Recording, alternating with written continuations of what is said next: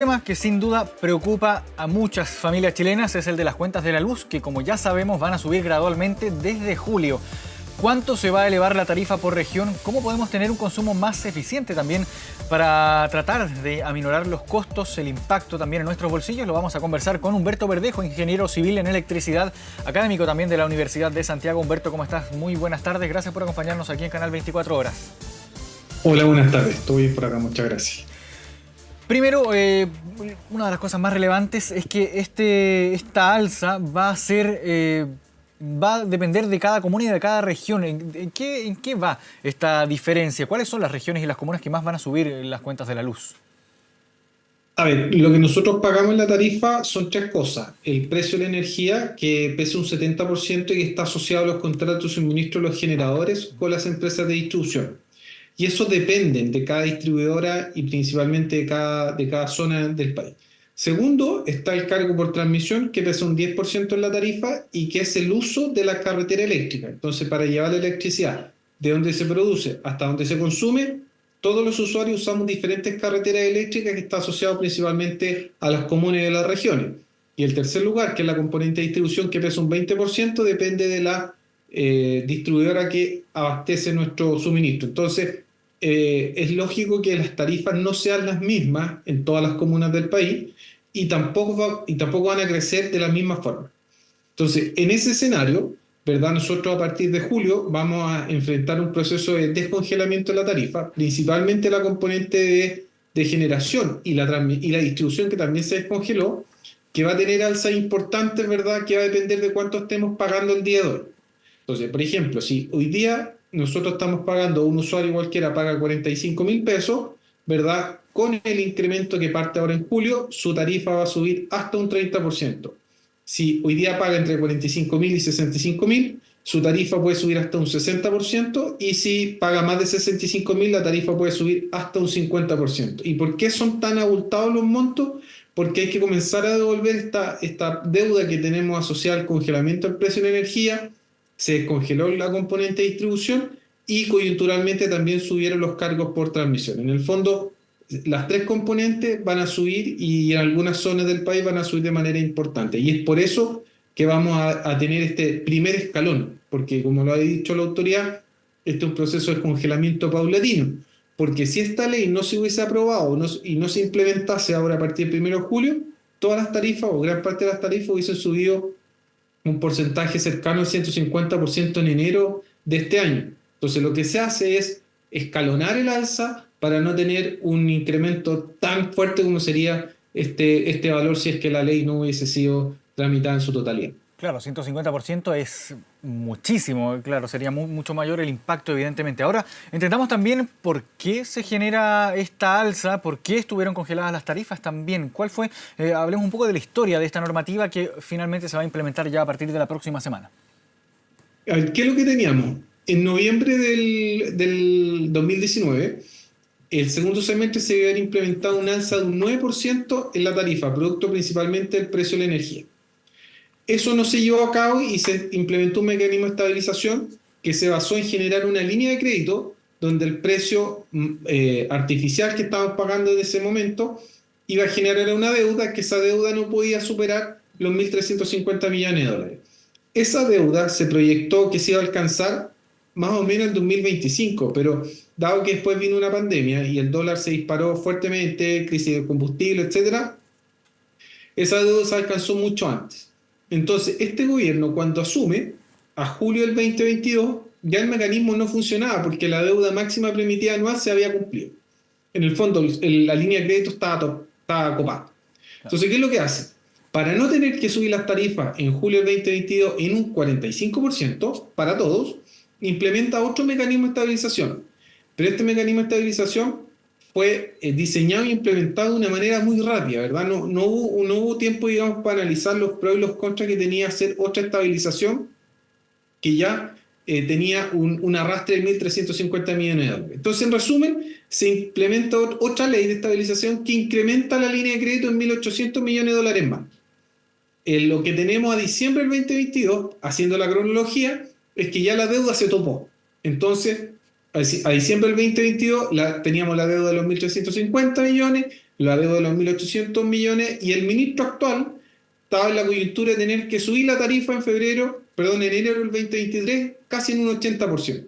No se hace y se comienza a trabajar en una ley que parte del trabajo legislativo en agosto del 2023, culmina con la aprobación de la ley en marzo del 2024, que evita tener que subir el alza en un 150% a enero de este año, porque a la fecha, y digamos ya cuando está todo tramitado, tenemos casi una deuda de 6.000 millones de dólares que se componen en los 1.350 del primer mecanismo, los 1.800 del segundo mecanismo, que ninguno de los dos funcionaron, es decir, las líneas de crédito, y hay casi 1.800 millones de dólares más de intereses. Entonces, por eso es que la deuda es tan abultada, y por cada día de atraso, y por cada día que no se publique el decreto y que no entremos en una normalización tarifaria, se siguen acumulando 3 millones de dólares diarios. Y eso es lo que generó tanta presión para poder descongelar las tarifas y ver con qué mecanismo se puede proteger a los usuarios, dado que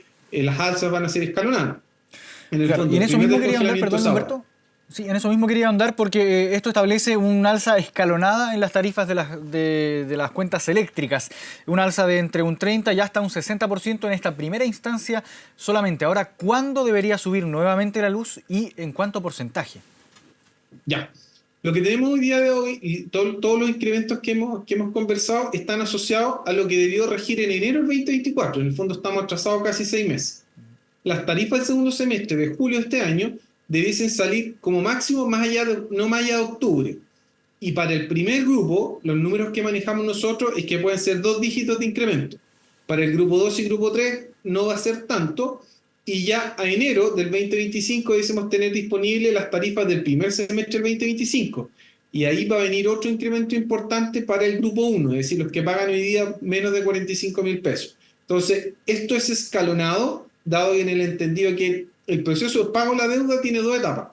24, 25, 26 pagamos los 1.350 millones de dólares y entre el 27 y el 35 pagamos la diferencia. Entonces, el periodo más complejo van a ser los próximos 5 semestres. O sea, más de una década pagando esta deuda acumulada con las tarifas eléctricas. Es correcto, exactamente. Si todo funciona bien y no se vuelve a modificar la regulación, ¿verdad? Nosotros recién en el 2035 vamos a tener un sistema tarifario limpio, es decir, sin deuda.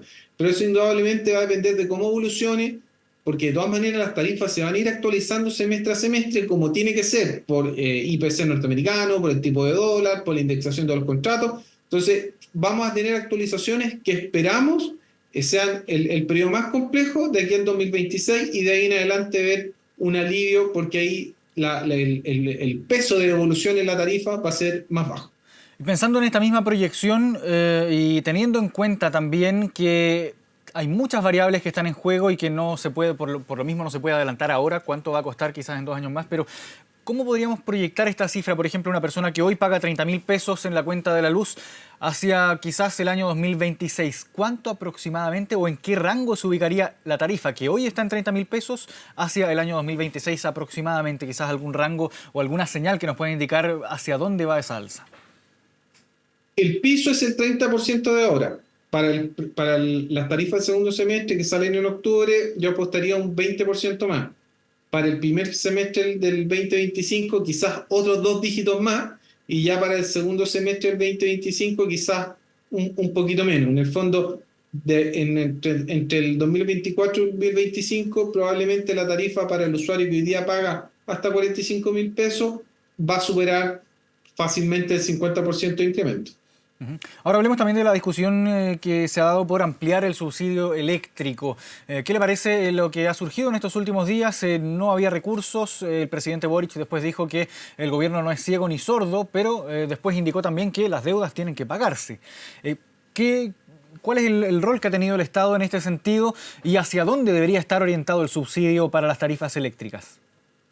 Es súper buena la pregunta porque ahora se ha abierto una discusión en torno a lo siguiente. Los mecanismos de estabilización los define la autoridad, no los define ni la gente y no lo define ni las empresas. Entonces, si las políticas públicas no funcionan, el Estado se tiene que hacer parte de remediarla o amortizarla. El claro ejemplo es el Transantiago. Es una política pública que no funcionó y el Estado anualmente tiene que subsidiar la tarifa. En el caso del sector eléctrico tenemos algo parecido. En el fondo, dos mecanismos de estabilización que no funcionaron, pero lo que se está solicitando ahora no es que el Estado subsidie la tarifa para todos, sino que el Estado ponga recursos para poder llegar, ojalá, en el mejor escenario, al 40% de las personas o las familias que están en el registro social de hogares. Porque el subsidio que tenemos a la fecha se compone de 120 millones de dólares por el 24, 25, 26, donde 20 millones de dólares los pone el Estado, pero los otros 100 los ponen los mismos usuarios. En el fondo, es el usuario asume una deuda que el Estado decidió. No funcionó la política pública, entonces el usuario también tiene que financiar el pago en el largo plazo. Y eso es un poco lo que se está trabajando en la mesa técnica. ¿Cómo buscar alternativas de financiamiento para poder incrementar el tiempo y la cobertura del subsidio?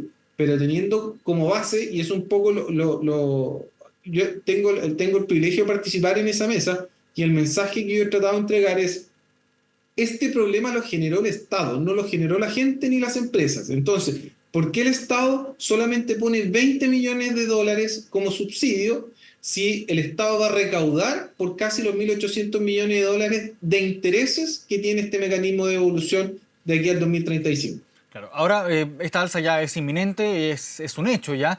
¿Qué podemos hacer nosotros para intentar amortiguar un poco, paliar un poco el efecto de esta alza de las tarifas eléctricas? ¿Cómo podemos disminuir el consumo en la casa? Ya, desafortunadamente justo estamos en el periodo más frío del año. Claro. Entonces uno pensaría en algunas recomendaciones básicas como la siguiente. El mayor consumo en esta época es por calefacción. Entonces, la calefacción, ¿por dónde se pierde? ¿O el calor por dónde se pierde? Por las ventanas y por las puertas. Entonces, ojalá cautelar que las ventanas y las puertas estén selladas en la medida que nosotros usamos los artefactos para calefaccionar. Y venden estos sellantes en las tiendas de construcción que permiten sellar, y estas esponjas que permiten de una u otra manera bloquear la salida de aire en las puertas. Lo segundo es que si las familias no tienen acceso a tener estas ventanas, digamos, que tienen alta capacidad de aislación, ojalá utilizar cortinas más gruesas. Recuerden que en el verano nosotros tendemos a usar el blackout para aislar el calor. Entonces, ojalá una cortina más gruesa va a evitar que el calor se pierda por la ventana. Eso desde el punto de vista, digamos, de la calefacción. Segundo, calefaccionar con puertas y ventanas cerradas. Si va a ventilar, apagar la calefacción. Y tercero, que los electrodomésticos que consumen más son aquellos que transforman ya sea a calor o frío. Entonces, en esta época utilizamos todo lo que implique calefacción, consume mucho. La lavadora, la secadora, consumen mucho. Entonces, lavar a plena carga, secar a plena carga. Y hay algo que el otro día conversaba en otro espacio, que utilizar el dúo hervidor-termo, en el sentido, el hervidor es una estufa en la práctica, él tiene el mismo funcionamiento de una estufa, pero se utiliza por corto tiempo. Pero si nosotros hervimos muchas veces agua, tendemos a incrementar el consumo como si fuese una estufa. Entonces, ¿qué hacer? Hervir el agua, o sea, hervir el hervidor a capacidad completa, guardarla en el termo. Y lo otro electrodoméstico, claro. Y los otros electrodomésticos, perdón, que consumen mucho son el horno eléctrico, ¿verdad? Y aquí ya resulta ser casi paradójico, porque todas las viviendas nuevas son full eléctricas, entonces en ese sentido no hay otra alternativa. Por lo tanto, ese tipo de recomendaciones podrían aportar en algo. Y otro elemento que también es importante y que se nos olvida siempre es la ley de etiquetado de eficiencia energética. Todos los electrodomésticos tienen un etiquetado que en colores, desde la A hasta la G. Entonces, mientras más verde o más cercano esté la A, el electrodoméstico es más eficiente desde el punto de vista energético. Entonces, en la medida que si una familia tiene la oportunidad de invertir en calefacción, ojalá que sea en un aire acondicionado. ¿Por qué? Porque calefacción en el invierno y también refrigera en el verano, distinto de comprar solamente una estufa. Y eso, de una otra manera, permite distribuir el gasto durante los 12 meses y tener la prestación de refrigeración para el verano. Yo creo que esas cosas uno podría aplicar en la casa. Sí, como parte también de las consecuencias, entonces nos vemos obligados también a ahorrar. Claro, uno hace también un favor al medio ambiente, evidentemente, en este tipo de contexto, pero lo más preocupante en este momento es esta importante alza que vamos a experimentar ya a partir de la próxima semana y que va a ser gradual. Humberto Verdejo, ingeniero civil en electricidad, académico de la Universidad de Santiago, muchas gracias por esta conversación con Canal 24 Horas. Que estés bien. Que tengan buena tarde. Igual.